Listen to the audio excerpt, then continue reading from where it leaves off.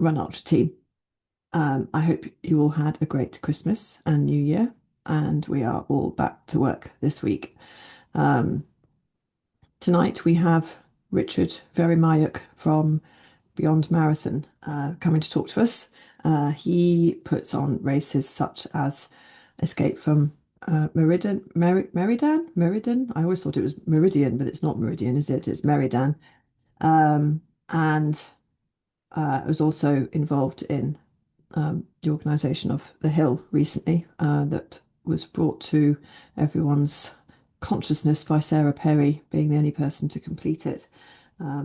He definitely puts on some really interesting races. I did one of his a few years ago where we were running around London, escaping spies, making sure that we weren't caught, finding checkpoints, and it was enormous fun. And we basically run from one side of it to the other, and we had to get there by a certain time, avoiding detection.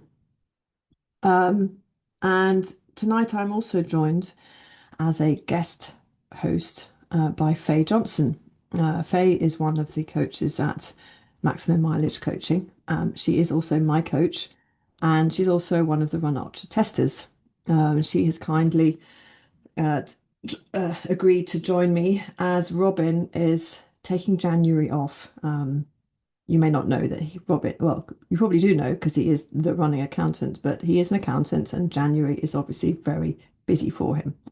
So he's taken January off, and Faye, who is just coming on right now, has kindly agreed to fill in tonight for tonight's podcast. So we'll let her get set up. Hello, how are Hi, you? I'm good. We can hear you. There we go. Yeah, all good. I'm just All good. explaining that Robin, I don't know if you know this, but yeah, he's basically taken January off um, because he's an accountant and everyone, Yeah, I imagine it's a pretty yeah, stressful time of year yeah, for any yeah. accountant.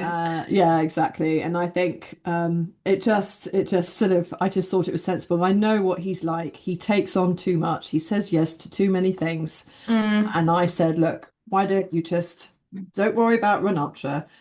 yeah. Just sort your clients out, including me and Run Ultra. And I'll go it alone. And then you've kindly agreed to join me tonight. Um, I do also need to thank our sponsor, Core. Nick sent me a message earlier today to let me know how he was getting on with, because he's testing the Core 2. Okay. And I don't know if you've spoken to him about it at all, but No, he does seem quite keen on this heat training, doesn't he? he is. Um, It's definitely something that it's he's definitely practicing and a thing, advocating. isn't it? It's a thing now. Mm, So he said that the core two is, he says it's more accurate. He thinks than the first one because he reviewed the original one for us last year. And he says the just the way it attaches to his heart rate monitor is better as hmm. well. But definitely he thinks it's more accurate, and that he is now, I think, I don't even know what this means, but he is now 22% acclimatized. What that means, I don't know. I can't wait to read his review. Um, and yeah, he says it definitely reflects when he does his active heat training. Apparently, he runs in a suit on a treadmill. Oh my Yeah. God, why? And he said I can't think of originally, anything worse. no, I mean, it just how to make something even more terrible to make it even worse. But he said originally when he started doing it, I mean, he could barely run. It's sort of run walking. It was just incredibly hard, and he's just sweating bucket loads. Mm, But as his sort of score has gone up, mm, that's reflected by the fact that he is now able to stay running. yeah. So. But that should be coming out soon. But yeah, so big thank you to Core for sponsoring us again. So how was your Christmas? And tell us a little bit about what you've been up to. Well, Christmas was good. I Hmm. had a whole 2 weeks off, which always feels like a bit of a gift Yay. nowadays. Yes. Um, but no, it was nice. It was very relaxed, and it was just nice to not have to be anywhere at a certain time or do anything in particular, which is what I love most about that time of year because it kind of take away the external push and pull of everything that's going on. Mm, mm, But it was nice. But I'm quite pleased to be back to some kind of routine now yeah. and back to some kind of normality. Excellent. Excellent. Have you got any goals this year? So this year I am planning to get back to the mountains, which I haven't done anything for a couple of years now. So I'm going to do UTS 25 in May Hmm. and then Lakeland 50 in July. Hmm. Um, and yeah, I haven't done a 50-mile race for a few years. So again, Okay. it's the first time I did it, I think it was ignorance was bliss, and I was riding some great wave of success. And when you go, it was just at the right time, and it's still to this date, the 50 miler that I did was one of the best things I've ever raced. I just loved Yeah. every single minute of it. What did you do? Which So one? I did what was known as Ultra Trail Wales in its original form. So Oh, okay. it Yes. was it was so I think now it's been taken over by GB Ultras, I think. But Okay. prior to that, it was run by the same team, Matt Ward that was Coy de Brennan and all those events. So they ran it for a couple of years, but it was logistically quite a big thing to lay on, and I think subsequently it then got handed over to Okay. someone else. But the route was just incredible because it was South Snowdonia, so it was kind of you got a mixture of mountains, you got a bit of the coast in like Barmouth, and then you came back round and into the forest, and it was just a real good mix of everything, Okay. really. All right. So yeah, Mm. it was good. So I'm hoping that yeah, I think it's going to be harder this time. But yeah, at 7 years on, I think it'll be I don't know. I mean, the Lakeland 50 is very runnable. yes, It's yeah. much more runnable than the first half. Um, it's definitely tracks and and Yes, trails. exactly. Yeah. And I don't think, I mean, I must say I don't know what the Wales route was like, but having done a 50K of UTS, I mean, there's definitely nothing like that. Yeah, it was definitely hilly, which is what, yeah. So Yeah, I think in that sense, yeah, Lakeland 50 will be a little less little less demanding in that severe. Yes, respect. But no, I'm yes, excited because it's something I love doing and it's been a while since I've done it. So it'll be nice to, yeah, yeah. get back to that. So yeah. Excellent, excellent. Oh, and Richard is just joining us as we speak. So, oh well, that's yeah. I will see you up there, hopefully, Yeah. as and when I ever move before I shoot myself. Hi, Richard. Hello, Welcome. can you hear me okay? Yes, absolutely Good. perfect. Thank you so much. Thank you for joining us. I'd like to introduce you to my guest co-host tonight, who is Faye Johnson. Uh, Hello. she is a friend. She's my coach. She's a run ultra tester, and yeah, she's come to join us. All right. So, gosh, did you have a good Christmas? Have you had a relaxing Yes. time? Yeah, very nice. Yeah, always difficult to get back to work, of course, this week. I've forgotten all my Yeah. passwords and all of that kind of stuff as usual. But it was a nice break. Unfortunately, Christmas has come just in time for the kids to get a couple of days worth of sledging before they start tomorrow. But it's Okay. nice Oh, and relaxing. bless. Oh, bless. I believe your day job is as an architect. Is that right? Yeah, that's right. Yeah, I'm not an architect in the building sense. I'm an IT and solutions architect. So I kind of contract for various organisations and Ah, put together very dull IT and telephony designs and things like that. Nothing that anyone would be remotely interested in. It pays my bills basically. yeah. Is that what drove you outdoors and into running? What drove me outdoors, oddly enough, was not really doing it before. As strange as it may sound, more than 20 years ago, I think I found myself fairly unfit, and I did one of those Bupa health MOT things that they peddle to you from time to time. See, and they said, actually, you're okay, but you're very, very unfit. So I thought, oh, I better do something about that. So I got myself a personal trainer and started running. I couldn't run 1 mile. You know, I was embarrassing myself 600 meters into a treadmill on a gym session. So I thought I'm gonna have to do something about this and get a little bit fitter. And so I began a journey of getting a little bit fitter. Okay. And then one day, how did I do ultras? It was one day I was watching Ben Fogle about 20 odd years ago do the Marathon des Sables, and I thought I'd like to do that. And my girlfriend at the time basically dared me to do it. So I Oh, found myself an accidental ultra runner by virtue of being dared to do the Marathon des Sables, oh which is wow. how it began. Did you enjoy it? I did, yeah. I mean, at the time, you know, it's hot and sandy, as they Mm. say.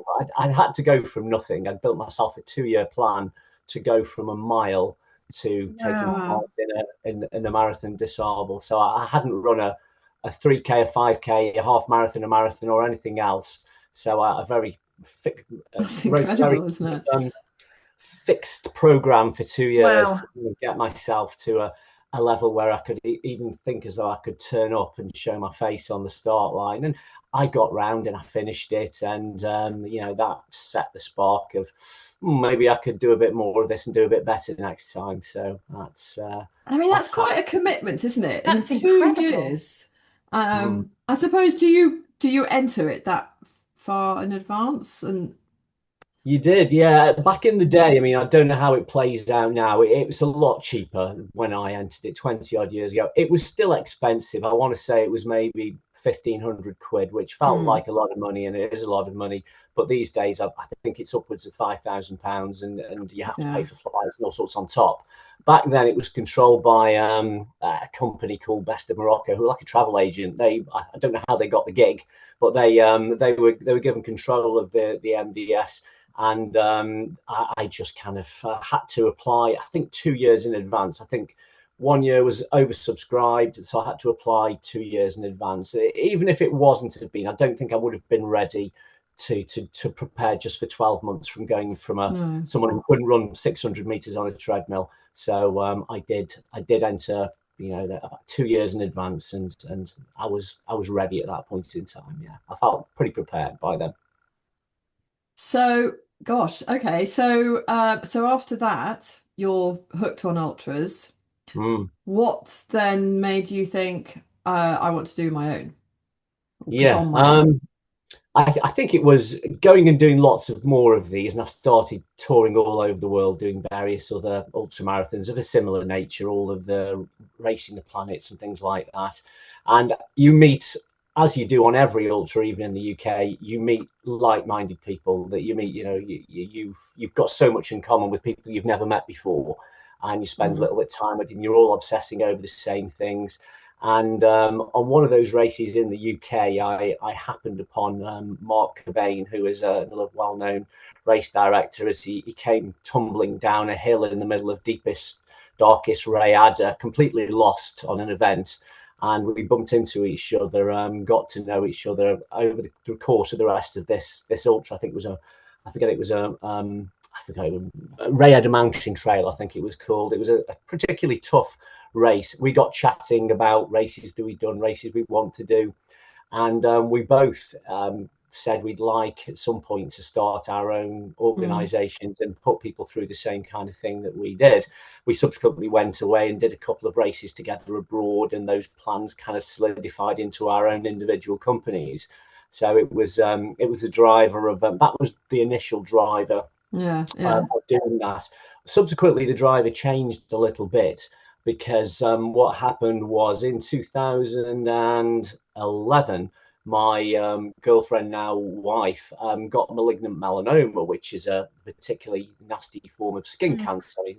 They're all bad kinds of skin cancer, but the malignant melanoma is not a not a one that I would wish upon anybody. She ended up having several operations, lymph nodes and all sorts of things removed, and big chunk of her arm is missing. Not her arm, her upper arm is missing. And as a result of that, she got lots of really good care from the Macmillan nurses and things like that. And we thought it'd be a good way to try and give back by raising some money. And I hadn't yet organised an ultra, and we started fishing around for ideas. What could I do for an ultra? I've done lots of them in the UK. Let's think of something a bit different.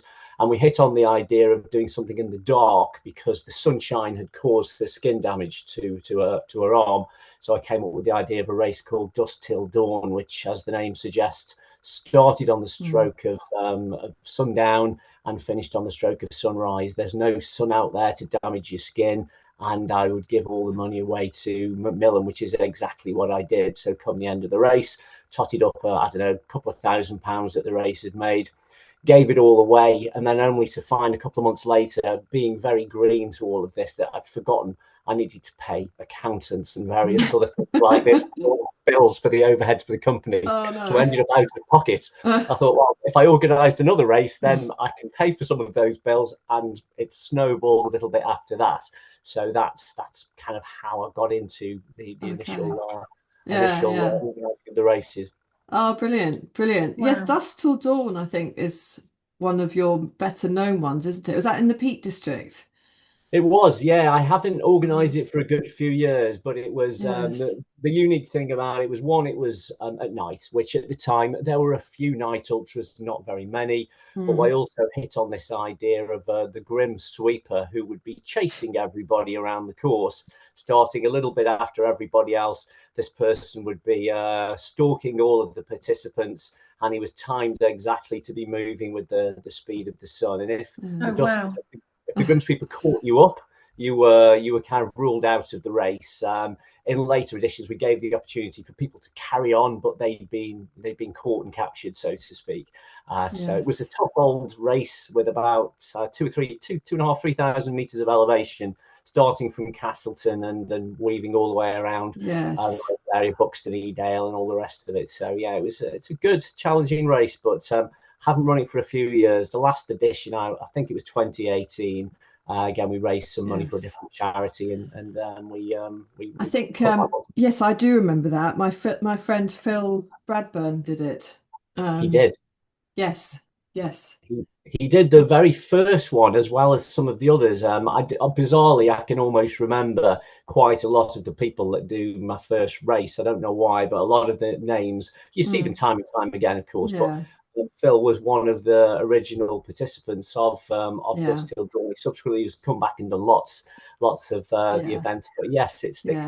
sticks in my mind as an early Well, participant. I imagine your first participants are probably quite special to you because you're sort of immensely pleased that they've turned up. I can see that.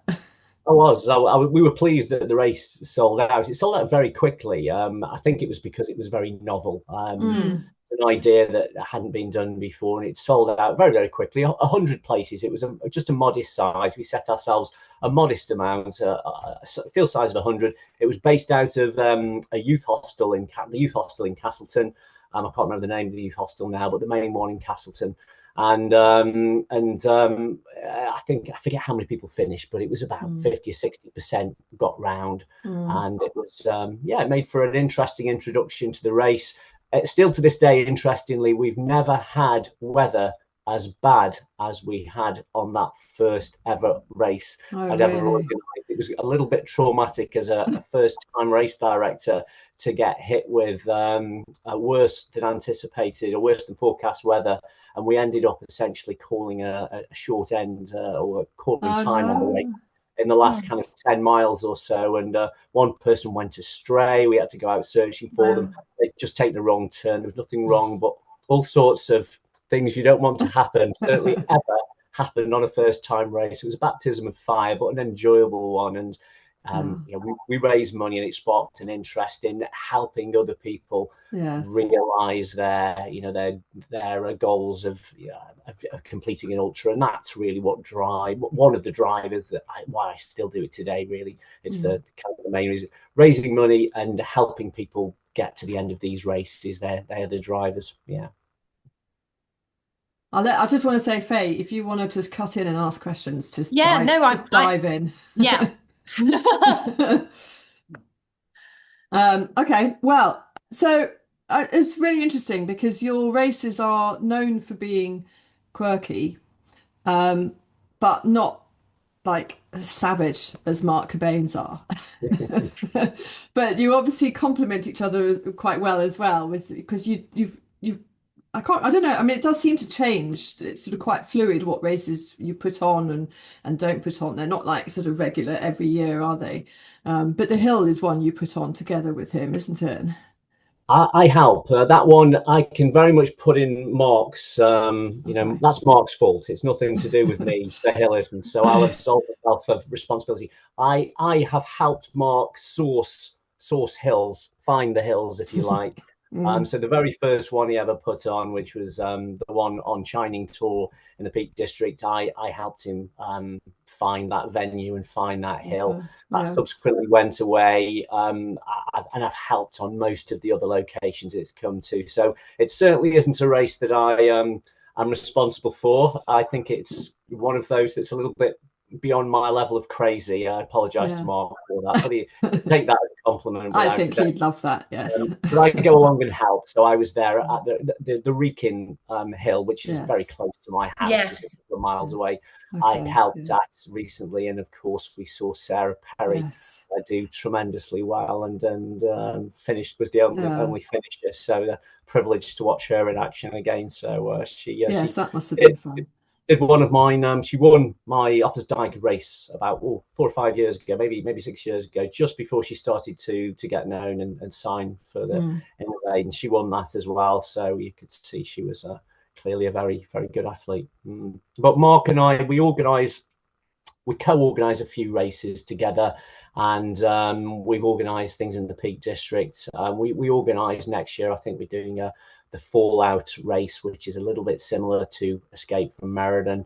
And you're right, it is pretty fluid in terms of the races that I organise, and there's two reasons for that. One is I don't want people to get bored doing the same Mm. races in and out. There are a few which I keep year on and year off because they're continuously, because people are interested in them. Mm. Other ones where there isn't quite so much demand, both myself and Mark have found it's better almost to give races a rest sometimes and revisit them a year or two later, and that way the interest Mm. is built back up again. And people, will come and sign up, and we rotate them round. One of the other reasons I do it is I've pared really back. The amount of races I used to run at one point in time might have been a dozen in a year, which was a good few years ago, but I've pared those right back now to probably about 4 or 5 a year. And the main reason for that as well is to keep the races affordable. I deliberately keep Beyond Marathon under the VAT limit by carefully controlling the number of races and the number of entries, and that way I don't have to charge people another 20%, which just goes to the tax man. Because as you probably gathered, I don't do it for the money. I don't take No. a wage from it. So it is just it's to try and keep the races as affordable as I can. So I just do just Yeah. a right amount of races that one, it doesn't feel like a job to me. I still go into Yes. the races fresh, enjoy welcoming people at the start and at the finish line, and I never feel as though I'm having to kind of earn for it. It's always Yeah. enjoyable. So Yeah. they're the kind of reasons for it. Yeah. And your profits still go to charity? Vast majority, yes. All of them, no, they don't. We've got expenses, of course, for the race. Yes. Every race has to make a profit fundamentally. There's Mm. been a few along the way which I've had to cut because I've lost a significant amount of money from them. I used to do one from Scotland to Wales, tried it a few times. Each year it lost a lot of money. It was only propped up by the other races making enough money to keep it going. But every year, pretty much everything I give away. So I don't think in 10 years the race has made any profit that I've had to pay capital gain tax for, not in 10 or 12 or 13 years, however long we've been going now. So I will give pretty much everything away. So we've given away to Macmillan for the first few years. I did a couple of years for the brain tumor charity. That was a person, my father died of a brain tumor, so we gave money to brain tumor charity. Most recently this year, the profits have gone to SAFA, which is the Armed Forces charity. One of my eldest son, who's grown up, well, he's 21 if you say grown up. He joins the military a couple of years ago, and as a way I can kind of help, because I don't have any kind of military background or anything like that. I thought it'd be nice to support the industry it is that he was in and support veterans and things like that. So I donated, and I'm still involved in helping an armed forces ultramarathon company and charity by donating trackers and things to them, and my kind of help and stuff as well. So that's the plan really for the next few years. Probably the charity I'll be supporting are some of the armed forces charities. Oh, great. Well, I mean, that leads us very nicely into your other side business, which is the tracking side of things. How have you found that, and has that grown sort of recently with the uprise in dot watching? Have you seen that popularity, and has it grown that you've seen from your side? It has, for certain. I mean, I first got involved in tracking again. It was probably, I want to say it was about 2013, a couple of years after I started events. I thought it'd be a good idea to track people. Initially, I created a mobile app called Race Drone. It was a very, very old app. I got an external company from, I outsourced it to the Far East, actually. A company wrote this for me. And it was a basic website. But it was functional. Worked with a mobile phone, not with trackers at the time. Later, I added the trackers. Subsequently, I wasn't that happy with that platform and the company that developed it. So I engaged a UK organisation to rewrite a complete platform from the ground up for me, which is the Track Trail platform, which is used today. And extremely busy. I mean, that's a business which supports a couple of employees now. So whilst I don't directly maintain day-to-day involvement in that, so when the phone rings, somebody else picks up the phone and answers and things like that, I am still involved in the strategic level of decision-making, product guidance and things like that. But it's good that I've got a business which is successful in supporting some employees and involved in a lot of different markets. But yeah, the explosion in tracking has gone exponential with the number of ultras. When I first started running ultras, I think I could count fewer than 10 or 15, and a lot of those were long distance walkers and things like that. And now I don't know how many hundred there are in the UK. I used to maintain a calendar. I've given that up these days. There are other people who've got enough time on their hand to be able to maintain it, and the amount of races is incredible, and the amount of people who are interested in dot watching as well. It gives people who are sitting at home that connection to the race, to that person who's doing it. They don't have to be there, but they can see, and it's so addictive. We've all sat there watching, the Spine and the Dragon's Back and various other races where we can see the little dot moving along, and it is completely addictive. So yes, we've been very successful off the back of that, and in all sorts of markets.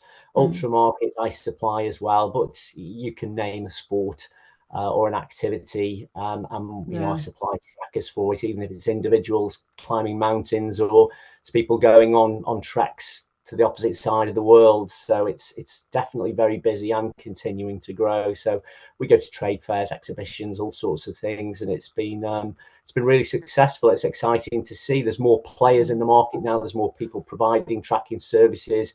The technology is getting better, so it's becoming more affordable for smaller races to use as well. So we're starting to see even single day races starting to use tracking, whereas previously the price barrier was out of reach for them. But now, as technology's got a little bit smaller, it's a little bit less costly. It's become more affordable to race directors and all sorts of sports. Yeah.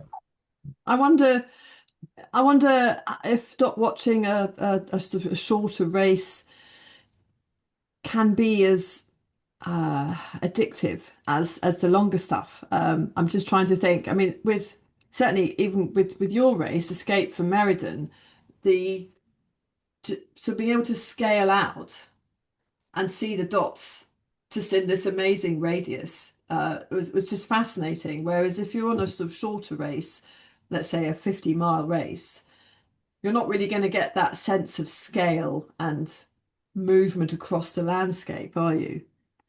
No, it's true. And I would say up till a few years ago, probably 50 miles was one of the races, the shorter races, which we would track. Very rarely would we get approached by race organisers doing a 50k or anything Mm, like that, because it would be over, and is still potentially over in 5, 6, 7, 8, 9, 10 hours, whatever it might be. yeah. And yeah, the spectacle isn't there in terms of watching a multi-day race like Escape from Meriden 24 or 48 hours, or the Dragon's Back, where you're watching it for many days. Mm, But people are still glued to results. Even something like the London Marathon, which, albeit not Mm. tracked, when you're watching someone doing the London Marathon, you're still looking at their mat times, which is only really one step removed from yes. tracking. And I wouldn't be surprised if in a few years' time you're going to see the tracking technology drop down to that kind of a level where you're watching even half marathons and marathons being fully tracked every step of the way. Gosh, that would be incredible, wouldn't it? So a It million would, dots yeah. all in one place. Yeah. It will happen. I'm certain. The technology is getting smaller, batteries are getting better, and in reality, you could do Mm, it today. It's just people still don't want to wear something which is a little bit inconvenient. As soon as they shrink down in a few more years to yeah, something yeah. the size of the shoe chips, you're then going to see, I think, tracking across even Mm, very short races, and that will they'll combine with the timing, aspect completely. And yeah, that's how it's going to go. I think maybe a few years away before we're watching 10Ks from a tracking perspective. But it certainly won't be as interesting as watching the spine or anything else like that. But it still does provide. It's for people who can't be there. That's there for Yeah. them. mm, So mm. they can see what's going on. That's fascinating. It's such a, just to hear you talk about that kind of side of the running world. I'm just fascinated that the decision that you made to go into tracking Mm. and, think this would be a great thing to do. And who would have known, like, 15 years ago, how much ultra running would explode? And it's like you said, not even now is it just about the distance of a race, but I guess the technicality of a race, because, a race might be 50k, but it might be incredibly technical, which Mm. adds that other layer of kind of jeopardy to Mm. following a race. But no, I think I would never in a million years have thought, let's go into tracking. So I think that's brilliant. I just think, yeah. I think Yeah. it was partially selfish, wanting to track my own races, being an IT person, I suppose, and Yeah. having access to developers who could create something like that for me. It seemed fairly logical to do it. I'd got a very basic timing system at the time. I've got a professional timing system now for that timing, but the tracking, I thought I can do this with putting some of my expertise together. And it was partially due to the experiences on Dusk Till Dawn, where we lost somebody for a little Mm, while. Essentially, I mean, it ended happily, but you come out of that thinking, do you know what I could really do with knowing where everybody was? Yeah. And mobile signal is a bit of a premium still in Shropshire, where I am right now. yeah. I struggle to get a mobile signal downstairs in my house. So it's not always is a mobile phone going to find you the person you want to find. So that safety aspect is very key. Certainly for people who hire trackers from us doing things like expeditions, or they're doing ultras where they're going into, I don't know, Mm. the Cairngorms or Cape Wrath or somewhere like that, where there's no Mm, mobile signal, or yeah. very little. And at that point in time, your tracker, as well as becoming the portal to the outside, becomes a critical safety piece of equipment for the race director, where they can instantly hold up their phone, look on a map, and know precisely where that person is. Or should that person get into difficulty, they punch an SOS button on the tracker, and they can get help sent to them very quickly from the race director, from the medical team. So whilst it's kind of me selfishly looking after my own races, I then started being approached initially by other people saying, can we use this as well in various other markets? So initially I didn't do a great deal of marketing really. It was very organic. People saw it working and came to me, and word of mouth, like anything else, or a good race, a good tracking system, people come to you and they have an interest. They've seen somebody else using it, they've seen it in action, they've been recommended to you, and it grows the business. And it also helps race directors sell their event to other people as well. If people widely share a link on social media, all of a sudden people who weren't even aware of that race become aware of it. It's free They might be marketing. Yeah. It's a great marketing tool, as you said, like that window, like you share a link on social media, and even the people who have never thought about that particular race or even that type of running just have to click on it to then know about it. And then even if it starts that conversation of, oh my God, have you seen this race where they run the length of Wales? Interest, because I work with people who have absolutely no interest in running, and subsequently that, like, even you start talking about those big races that you can follow people and track the whole route, and it strikes up a conversation in a non-running community, so it kind of opens the door to the whole world Mhm. for people to see. But also, just I guess around peace of mind for a race director must be significant to have that tracking system. Like you say, if you lose someone on an event, it's like heart in mouth moment, isn't it? But if you can simply go, right, they're located here, Yep. it's a huge weight off the shoulders of anybody, isn't it? It is. I mean, it doesn't give you the whole picture, but you at least know where somebody is. You could still be in a scenario where you know where somebody is, but they've not moved for a long time, and you wonder why have they not moved for a long time. We've tried to add some features in recently where people can actually communicate messages through the tracking system, and I'll give you the use case for that. And that is if a multi-day race or a long distance race, somebody decides to rest for a while. And on most tracking systems, mine and others included, the system itself will give you a clear signal that person is stationary and rested. So you know that they're standing still. What you don't know is why.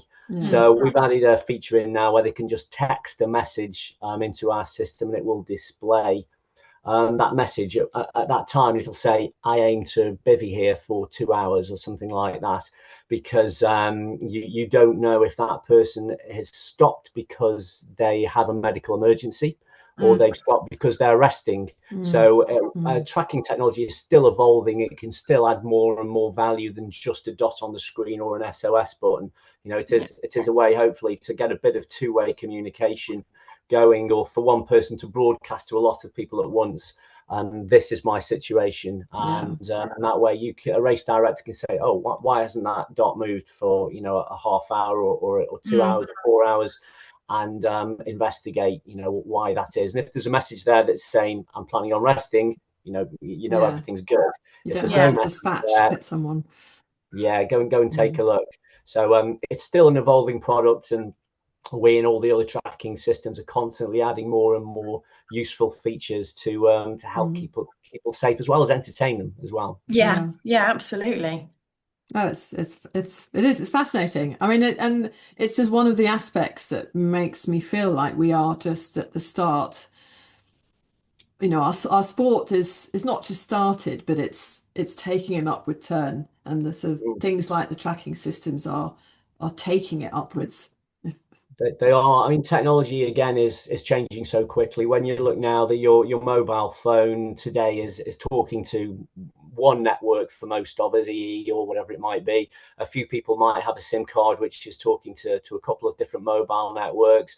But now you've got on the horizon, well, not even on the horizon, it's been tested in the UK at the moment. You've got the Starlink, Elon Musk satellites, which there's been deals signed with the UK mobile networks, which will mean your mobile phone, without any extra change other than a different contract, probably will be able to speak directly to those satellites. And that means that your phone, on, let's say it's on O2, you're in the middle of Brecon Beacons, it wouldn't normally work. All of a sudden you can get a message out to that.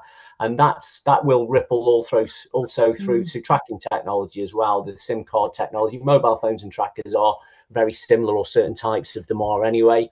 So we're going to find within the next year or two that blank spots where you're watching the spine, for example, and you go over certain areas of the Peak District where all of a sudden the dots stop moving for a while and there's a bit of a gap in service.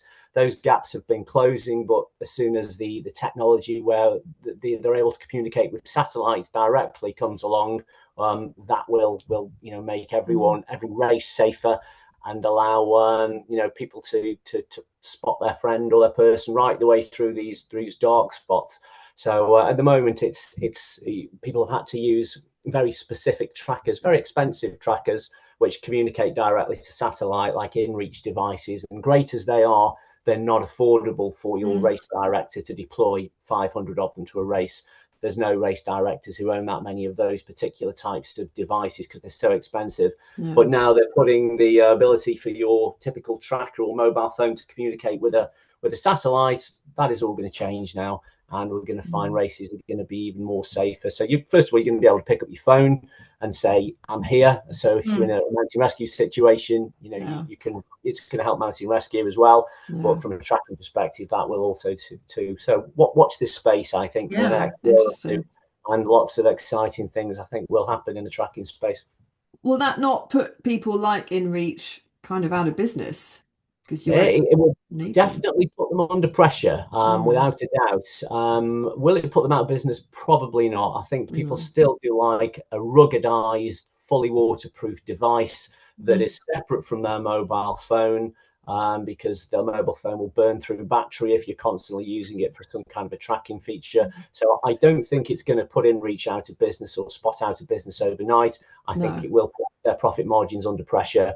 I think if you're still going on an expedition, you're probably still going to want the comfort factor of that dedicated device. Oh yes, the units. I have the GPS unit for the map, as you say. It's more rugged. It's not going to be affected so much by the cold, but it's more that sort of that SOS function.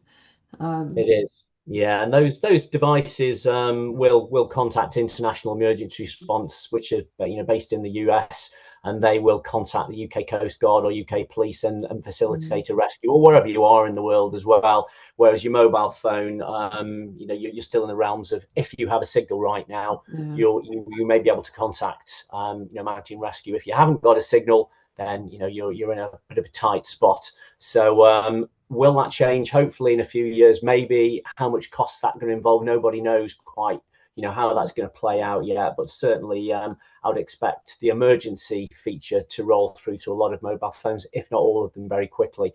It will certainly have an impact on tracking. I can't really see a scenario very soon where people stop using dedicated trackers and rely on mobile phone apps for those same reasons. It's mobile battery life, things like that. You don't want to be in a tight spot using your phone as a tracker and then it runs out and you need some help. So it's going to have an impact on the tracking market. It's not going to shut anybody down anytime soon. No. It's going to help from a safety perspective. Yeah. Awesome. I'd like to ask you, go back to your races actually. The quirkiness of them. I did one of your races, and I'm afraid to say I've been racking my brain all evening. I cannot remember the name of it, but we were running around London, escaping, or trying to run away from spies or people that might be hunting us down, and we crossed from one side to the other, and we had to find certain checkpoints, and it was enormous fun, and quite chaotic. And again, we had a WhatsApp group as well, didn't we? And we could see our trackers were doing clever things as well. What was that called again? Metropolis. Okay, Metropolis, that was great. But that was just like a one-off, wasn't it? I don't think you've done it again. Not quite. No, it's a complicated story to some extent, but very, very briefly, Metropolis came about as an idea for how we could make a initially it was how we can make the registration more interesting. When you go to a race event now, a typical packet pickup, you turn up, you give your name, someone hands you a bib or a tracker or a chip, you mill around drinking coffee for an hour, and then you're on your way, and that's the end of it. And you finish the race, you're tired, you get your medal, and it's a little bit memorable, or maybe very memorable. But how can we make races more interesting and more memorable? And as you mentioned, the fact that you still remember this one now, it's one that's stuck in your mind.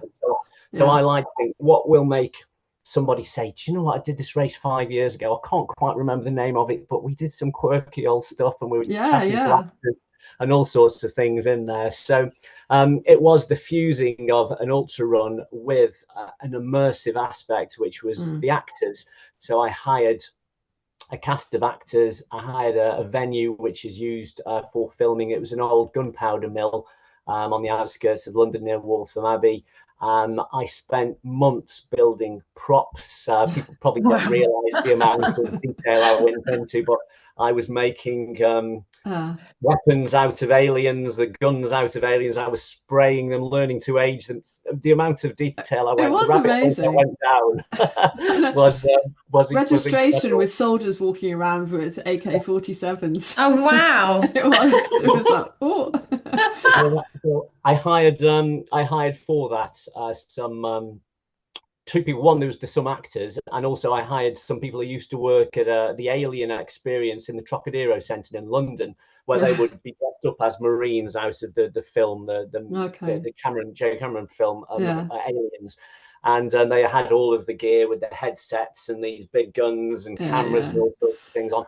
And then built a story really around that. So I then interviewed a lot of actors online, wrote a script. So, and I've got no kind of background in script writing or analytics or anything like that. So I skilled up on all of this stuff. Hired a bunch of actors, wrote call sheets for them all and scripts for them all, and wove the story together. And then obviously got quite a lot of interest. Again, it's a race that filled quite quickly. We kept it a manageable size, and everybody, turned up, didn't really know what to expect. You've got a bunch of soldiers meeting you on the door asking for IDs. Then you were walking around a room walking around the whole site really, speaking to different actors. I had people analysing your eyeballs and we got questions and all sorts. Got given different missions to complete. You did. That's brilliant. You were sent, and then you were released into the wild. We had a really good briefing in a little cinema, which you might remember. We had a big speech that was given at the end. It was quite interesting. We told everyone they had to go and form a mission where they had to form the letter V over about a mile or 2 mile square location in London. So they went all around London finding locations. They had to converge on a specific coordinate. Each person did. At sure enough, on the tracking system, we formed a great big V in the middle of central London, which looked fabulous when it all came to fruition.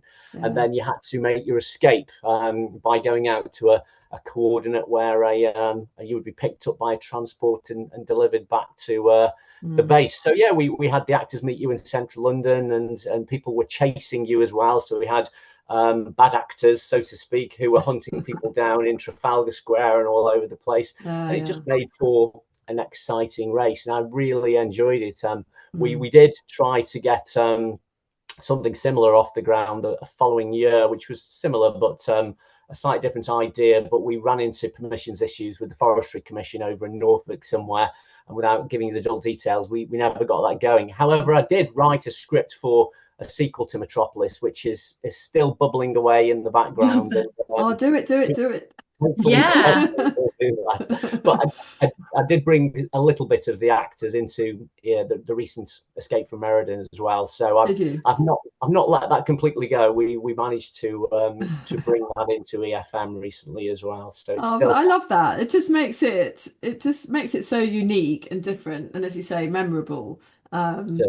than And it almost distracts you from the running in hand yes. because you've got so much other stuff to think about. It's like the running element is secondary to Mm. everything else that's your senses are being bombarded Oh, with. and especially, I mean, in Metropolis, going through London at 2, 3, 4 o'clock in the Yeah, morning, it's fascinating because you're seeing all these random people out. which you would never ordinarily do. No, absolutely. So you're not really thinking about, oh my God, my legs are killing me. Yeah, It's more, it's more just that you're just in this such a bizarre situation. yeah. You're not thinking about the physicality of it. You're almost in that fight or flight situation, aren't you? Because Yes. Yeah. you are being, Yeah. you've got You're so like, much to think what? about and process. Yes. It's like the last thing you need to worry, you just need to keep moving. Mm. Yes. That's it.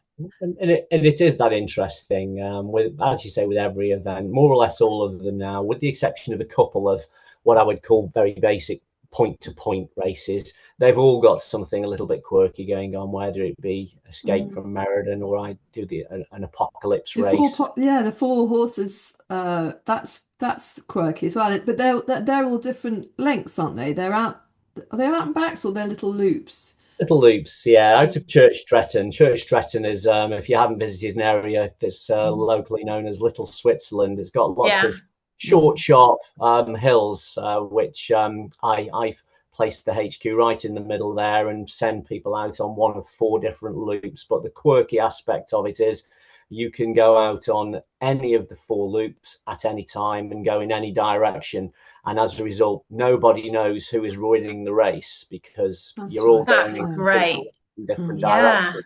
So it Yeah. makes it very exciting because it's impossible to know who's winning. You don't know. You're competing against your own ability, really, because you've got no clue where you No. are in the rankings.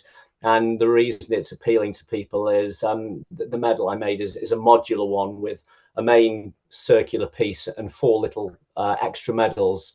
And you get to add the 4 little medals on. And if you don't manage to complete all 4 loops one year, you can come back and complete the other 2 or the other one another year. So I like to keep all my races as accessible to every ability as I can. I recognise some people are going to walk 99% of the race, and other people are going to test themselves to the very end of their ability and try to run every single scrap of it. And I like to be able to say, come along and walk it, or you can sit and eat pizza all day at my HQ, or you can go out and run all day long, and I don't mind which at the end of the day. So it's That's great. And that's Yeah. that's what it's all about, isn't it? It's getting people involved and getting people out Mm. there and testing their own limits and their own, potential with Mm. no kind of expectation. Do you would you be able to say what your past or present favorite race is or has been? It has to be Escape from Meriden. I think it's such a kind of runaway success, and the fact that it's still so busy and still gains so much Mm. interest every year. I mean, Metropolis, I really did enjoy, and I want to do more of the actors and the immersive because it keeps me very interested, and I get to do lots of strange, weird, and wonderful research and painting things and hiring actors. That is again that keeps me very engaged too. Mm. But there's a lot of work, an awful lot of work in that. And as I say, I spent so much money on props and expensive medals and all sorts of things. Barely made a penny out of it, but I didn't care because it was seeing the enjoyment on everyone's Yeah. face and taking part of it. Yeah. That's Yeah. what it is. That's what really kind of gratifies me. But EFM, yeah, that's probably got to be the annual favourite for me, really. Yeah, Just Escape from America. explain for anyone listening, if you haven't heard of this, just What it explain what is. the concept is, will you? Yeah, I mean, the interesting story is where the idea came from, and people ask me that from time to time, and it's a good introduction to the race itself. I got a phone call into the tracking company, I guess 10 years ago, from a university, and it was either, I forget, it was the student union or the dean or somebody said, "Hi, we're looking to hire some trackers for a race that we're doing, and people have got 24 hours to get as far from." can't remember the name of the university after all these years. Let's say it was, I don't know, Oxford or wherever it might be. And I said, oh, that's quite interesting. I says, and how far do people get? He says, oh, well, last year we got people landing in Argentina. I said, ah. I said, okay. I said, right, okay, that's interesting. And if people, they don't have any money and they can't pay, they've got to basically beg, borrow, I wouldn't say steal, but they've got to see whose charity they can impress upon to get as far away from university as they could. And I put the phone down. I thought, that's a really interesting idea, but what if you can't use transport? What if you've got to do it on foot? Run. And almost within 24 hours, I had the idea of starting at a central point, and the central point happens to be the geographic centre of England, which historically is Meriden. There's a 500-year-old cross on the village green there, which states it's the centre of England. I think cartographers might argue the toss these days and might say it's a few hundred yards one direction or somewhere else. But Meriden still lays the claim to be the centre of England. And as a result, what happens is that people gather around that cross at midnight in the middle of November, well, in June as well this year, but in the middle of November. And they are then released, and they have 24 hours usually to get as far away from Meriden as they can on foot. And their distance is measured as the crow flies. So it pays to do your research in terms of a route which is quite efficient. Maybe it's not too hilly. Maybe the ground isn't quick. The ground is quick underneath you. People like to head for canals. So the race can either be done in solo. You can do it in pairs, or this is where Mark Cobain came back into it. You can do it chained. Mark used to organise an event called the Chained Ultra Marathon. Which oh my God! Yeah. Saw twice, and there were some arguments because it was a random toss for who you got chained with, and that was a bit mean. I'd always thought that was a bit much. It wasn't mean. I think it only took place once or twice, and as a result, Mark still to this day has a sack full of medals for that race, and is keen to get rid of them. So he said, "What about doing a chained?" Which fits very neatly with the kind of prison theme. So as a result, people can be chained either to one other person or up to 6. Oh my goodness! Oh, really? We have had a team of 4 or 5. We've never had the full suite of 6 yet, but we have had 4 or 5 chained together. Can you imagine seeing that if you're driving along the road? That would be out so of bizarre. Context to seeing these people dress, and you have to wear jumpsuits, don't you? Or they're all wearing orange, aren't they? They do. It's optional, but most people get into the spirit of this, and they're all wearing orange jumpsuits. Every year, people get stopped by the police. Loads of them get stopped by the police, and although it ends in an initial what's going on here, it usually ends up with a selfie with the police and a few smiles. But if you see 4 people running down the road all chained together, it's going to raise some suspicions from people looking out of the window. Brilliant. And logistically, chained is hard. I don't want to go too far down the rabbit hole, but when you think of you've got to go to the loo and you've got to, I was just thinking exactly that. It makes it a particular challenge that is not. Well, they say you make best friends, don't you, on a race? But you do, you certainly know them well at the end of the event if you didn't know them before. But generally, solos or singles. So we like to have the ability for people to run in pairs because it's at night and we want people to feel safe as well. And the nice thing about the event is you do not have to walk or run or crawl. You can do whatever you wish. There's no time limit on the amount of time that you can rest. Some people start the race at 12, walk 100 meters to the hotel over the road, go to sleep, wake up in the morning at 8 o'clock and carry on at that point in time. So there's nothing in the rules to prevent that, and other people will plan their route via a hotel, via 24-hour McDonald's, via restaurants, or more often cafes, supermarkets in the morning, and that becomes half the fun. It's why people enjoy it so much. There's no pressure. They don't have to meet a time limit. They can set their own distance. They can stop when they want. people can support them. People will drive and follow them, meet them all night in some cases.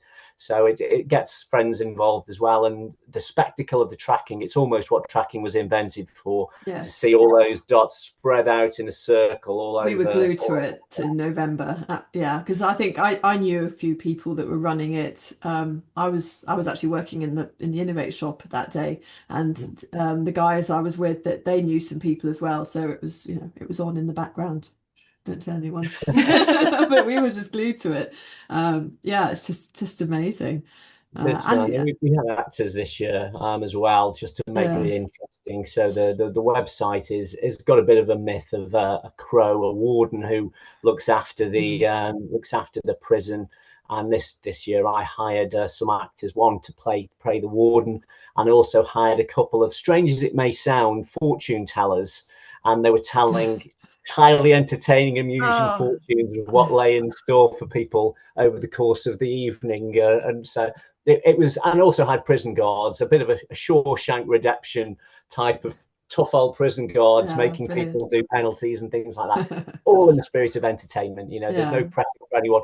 The more you put into these events and you have a bit of banter with the actors, the more you get out of it. But if you just want to turn up at the Cross and Run, you can do that. But I thought it was a 10th anniversary. Let's make it a little bit quirky and interesting. So that's what we did this year to add a bit more fun to it. Brilliant. And it's got to work. I mean, you've got to ask yourself, is ultra racing changing slightly? Are, some events are very successful and are growing, others are struggling. You can argue that perhaps the market is getting a bit saturated, particularly in the UK. We've only got 52 weekends. We just can't fit them all in. And maybe things like the sort of backyard ultras, it's these sort of new and different formats that are appealing to people. And the sort of the FKTs and the sort of records, people are just liking the idea of doing something a bit different and a bit quirky. I think you're right. I mean, there's lots of companies that have come and gone over the years. Some really successful companies have decided to stop, and I think that's partially competition. There is, as you say, so many races out there. Any weekend you point to, there's 5-10 races these days. And there's lots of really great professional full-time race directors who are doing a great job. When you think of Centurion, GB Ultras, and all those guys who've got a really good following, they're doing it to earn a living, and they're putting on hugely and highly professional events. And they've got a great market. There's lots of smaller race directors. And nobody, I think, should probably go into race directing if they think they're going to make a profit out of it. I mean, it's not my intention anyway, but it's a very difficult market to try and make money out of. And I think you have got to be a little bit different. People will do the popular races year in, year out. So things like Lakeland, Mark of Attrition, things like that, and Spine, and all of those races which are on the calendar. They're nailed on. They're not going anywhere anytime soon, but most of them are at the more expensive end of the kind of pay scale. And I think that is probably everyone's only got so much money to spend, and I think those races are premium, really well run, and people are perhaps saving for those races and have a little less to spend on some of the grassroots runs. So that might be why some of the cheaper events have perhaps suffered. And I think perhaps it's only by diversifying, doing some quirky and interesting races, or not doing as many and doing fewer. I don't know what the answer is to keep the market buoyant, but at the moment it seems to be just about working, although companies do come and go. So again, it'll be interesting to see how they all how the market evolves. It is almost saturated, as you say. Everything's getting more expensive to do with races. I mean, a pair of trainers that I bought 20, 30 years ago for 20 quid, and now here we are at 200 plus pounds for a pair of trail shoes. So it's expensive in all all areas. Yeah. So but there's still, you can go out and do a long distance walkers association ultra marathon and pay 10 quid and get fed all the way around and get fed at the end. So you don't have to pay a lot of money to do No. events. Of course, you can go and do an ultra in your own backyard, quite literally, without being a backyard ultra, Yeah. and still enjoy it. So, but people are, I think, being careful how they spend their money these days. They might be putting a big chunk into something, and perhaps that's why some of the other races have disappeared over the years. But there's lots of really good professional companies, and it's nice to see all those guys being so successful and making a living out of it. I can genuinely say 10 years ago, I think 10 to 15 years ago when I first started, I thought, would I like to be a full-time race director? And very quickly, within a year or two, I thought, actually, I wouldn't. It's not, I don't want it ever to feel like work. I want to actually enjoy it. So I decided to just keep it spinning for fun. I can't run anymore. I got injured. I've been injured longer than I had a running career as now. So the other reason was to keep me involved in the sport. That was the other big driver. Should have mentioned that a while ago. So whilst I can still walk perfectly well and no one would really tell the difference, running is not something I'm able to do. So I like to to still be involved in the sport by helping people achieve their goals, but making people put through the pain that I went through 15 years ago when I was doing them all. What's in the lineup for 2026 with Beyond Meriden? I'm in a very probably unique and interesting position that every single one of my 2026 races is sold out. Wow! Wow! Oh, So well done. That's awesome. It's good position to be in, and I think it's as a result of one, just controlling those few number of races. I hope because they're high quality, and also because I'd make them pretty cheap. I'd say pretty cheap, but affordable. It's probably how I would phrase it. So as a result, the races do tend to sell out all within a day or within 2 minutes. Well, I think Escape from Meriden sold all 500 places in 10 seconds this year, which was staggering. So this year, I think holds the opener is an event called Fallout in March 2026. Fallout is very much like Escape from Meriden, but it's a 12-hour version. And the secret source with that one is that there is a cloud that expands on the tracking map in real time, chasing you, and if the cloud catches you up, you are vaporized. If you reach the 40-mile mark, it starts from near Oxford, and if you reach the 40-mile mark, you are safe. If you do get zapped by the cloud, you can still carry on, but we send you one of two medals: a survivor or a vaporized medal. So that's a quirky one. That's the season opener in March. Brilliant. And then in April is the Apocalypse Ultra, which is anything from 10 to 50 miles, depending on how you do those 4 different loops. And that one's in Church Stretton. In June, I've put on, as a result of demand, another Escape from Meriden called the Escape from Meriden Solstice. And it was really just the shock and awe of seeing 500 places sell so quickly and receiving a lot of emails to say, I'm really disappointed. I said, this year I will put an Escape from Meriden Solstice on, which is around the solstice time. Next year, maybe I'll make it into a ballot so everyone's got a fairer shout. But Solstice this year is starting from the same place, but it's starting in the middle of June, near to the solstice time. So you've got more daylight.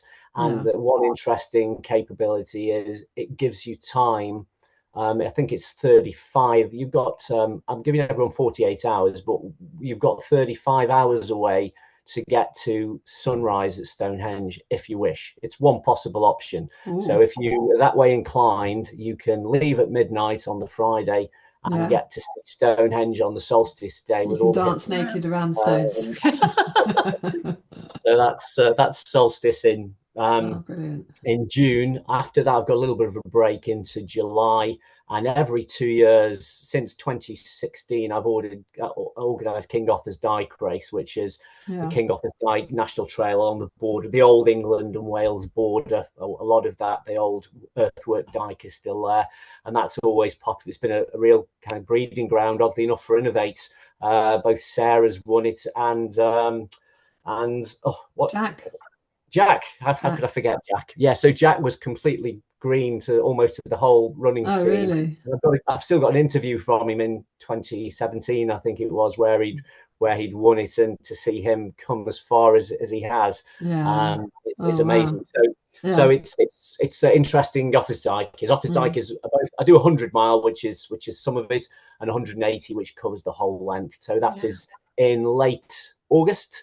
And that's full. I think I cap that at around 90 people, just to keep the size manageable and friendly. And I don't want to hire big venues, so it's nice to get to know everyone over the course of a few days, which I like to. And then a couple of weeks after that is the Gritstone Grind, which is a very popular 35-mile journey through the Peak District, starting near Stoke-on-Trent or in Stoke-on-Trent at Kidsgrove. And they wind their way 35 miles over the Peak District to end up on the outskirts of Stockport at Disley. And that's again very popular event. Well, you can walk that one. It's a 12-hour time limit, 34 miles or so, and I often walk it myself a day or two beforehand, just to show everyone that you don't have to be a fabulous someone who's running every step of the way. I genuinely, partially because it's enforced, walk every step of it. And show people, look, you can walk it. And I even stop for a pub lunch. So there's no pressure to be running all the time. And ultra running is doing a bit of running, a bit of eating, a bit of walking, as we all know. Unless you're Jack or Sarah, superheroes, very few of us are running up all the hills. We're stopping for a sandwich on the way up as well. Wab jab. And then the last one is Escape from Meriden. Yeah, so the closing down at the end of November, or middle of November, is the FM. So that's the whole year. Is planned. A few other trips to help out other race directors. I'll go and help out Mark. I'm going to help out one of the Armed Forces charities, help supply tracking for one of their races somewhere over abroad as well. So I dip in and out of a few other things, but beyond marathon perspective, it's that kind of tight little set of races just for 2026. But it's nice to have them all sold out. Lovely. Yeah, so it's good. Yeah. Wow. Faye, have you got any more questions? I haven't, but I would, as we were chatting, I was like, I'm going to log off and I'm going to have a look at these races. And then you'll have lots more questions. We're going to have to wait until 2027. Yes. When do entries open for all these races for 2027? They vary to some extent. I would like to tell you I'm super organized and I have them all available the day after the other one finishes, like all proper professional race organizers do, and I don't. The only one that very strictly opens a week after the other event has finished is Escape from Meriden. And it's because every year I put on a fiendishly difficult little quiz, and if you go and find a code, you can get one of 50 places in advance before they go. I saw that on Facebook. You have a quiz, and then you can only get all the answers if you've sort of read something, whether it's the website or terms and conditions or something. There's all sorts. I hide little pictures, or I put embed things in various websites. I make people watch music clips on YouTube or movie clips, all sorts of things to give that's great some entertainment to a Friday afternoon. And if they piece together all of those puzzles, and it's not easy, it usually takes a couple of hours. There's about 50 places up for grabs in advance. So that one is very firmly in the calendar as a bit of fun. Yeah. The other races, they typically will go on sale. I put quite a lot of them on sale around the September time, and one or two. The 1st of January, I put Gritstone on and off sale very quickly. I would like to give you be there on this date and time. The best thing to do is keep an eye on I'm more anxious about another Metropolis or something escaping my attention. Well, I've still got that one bubbling away. I'm trying to organise. I was trying to organise something with a local prison. Strange as that sounds, but there's a couple of prisons which are available for hire and rent. Shrewsbury is one of them. I had a couple of initial conversations with them, and it may be that I want to put an Escape from Meriden / Metropolis with a real prison break feel to that, with actors involved, where you're having a whole scenario within the prison and then you get to go and do your escape afterwards. So that is one possibility. Metropolis 2 is something a little bit different, and that might also come to fruition, since that was, again, maybe in London. We'll have to see, but keep your eyes peeled. Maybe speaking about it now will give me more impetus to go and finish the script. Yes, Right. yes. Oh, well, thank you so much, Richard. It's been fascinating. And yeah, I think we both wish you the very best and hope your events go smoothly and the weather's good for all of them and nobody gets lost. Thank you very much.